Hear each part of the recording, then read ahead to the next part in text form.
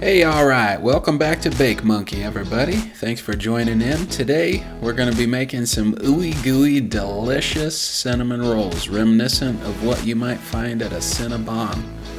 I don't know where you can find a Cinnabon other than in an airport, but this will be a little easier to find since they're going to be in your kitchen. So let's get started here. So super important note here in adding our first ingredients. Listen carefully. Are you listening? Okay, here we go. Don't add the salt next to the yeast. Okay, the salt does have a tendency to retard your yeast, making it ineffective. So keep the salt and the yeast on opposite sides of the bowl. Moving on, we're going to add our hot milk. It doesn't have to be boiling hot. In fact, you don't want it boiling. You just want it hot enough to where you can stick your finger in it for a couple seconds. Add that directly over the top of the yeast. That helps activate that yeast and get it kind of going.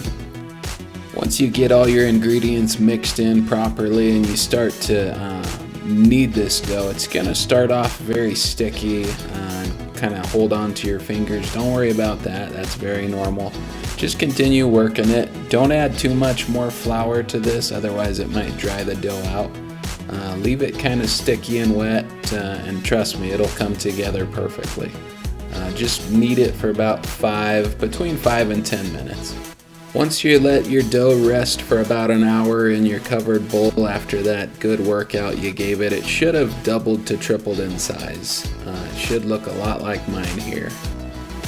Alright, let's pull this beautiful plump sweetheart out of the bowl onto our floured working surface, and let's begin rolling her out. If you have a rolling pin, go ahead and use that. If you don't, use a glass bottle or a jar or whatever you've got in your house that'll work as a rolling device. Doesn't have to be a rolling pin. Use whatever you've got, as long as it's clean.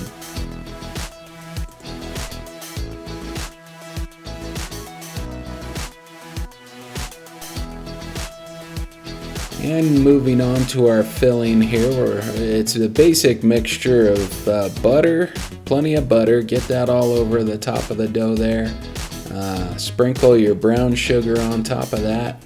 Make sure you get it all evenly distributed all over this thing. And then we're going to move on to adding the cinnamon after that. Use those artistic skills you've got and get it all smoothed out nicely. Once you get it all smoothed out and everything looks good, let's roll this puppy up. Don't roll this too tight. You want kind of a loose roll on this cinnamon roll. That way, I just said the word roll a lot of times there in a row, forgive me. But you want to roll this up loosely so you allow a little bit of space for this. We're going to let it rest another 30 minutes. And it is going to expand a little bit more as it sits there and rests, or proves as you call it in the industry. So allow some extra room between each one of these little fellas. They fly first class. Give them all the leg room they need. Because just like humans, they're only going to fatten up more the more you let them rest. Pop those plump boys in the oven for about 12 minutes and out they come, looking like they just returned from a beautiful Hawaiian vacation, all suntanned and golden. That's nice.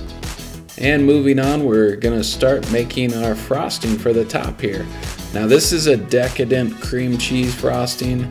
If you like something a little bit thinner, this is not the recipe for you, because this is indulgent. Do make sure you're using room temperature butter and cream cheese in this frosting. You do not want to be mixing in cold butter and cream cheese.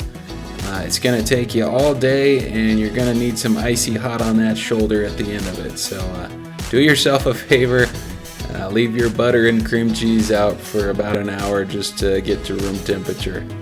When you get that all mixed up to perfection, we're going to add that into a sandwich bag. You saw my little trick there, putting it in a cup, folding the edges over the rim of the cup and pulling it out. When you're ready to start frosting your warm cinnamon buns, you're going to cut the corner of the sandwich bag off, just a little tip there, and start icing those bad boys. Look at that. That's the funnest thing I've seen all day. Fast motion icing. Fantastic. And don't those little cuties look divine. Try not to eat these all in one sitting. You guys stay safe out there. I hope you enjoy the recipe. And click subscribe. I don't know why you haven't already. It's free, it's easy, and there's a lot more free entertainment on the way. Now go eat.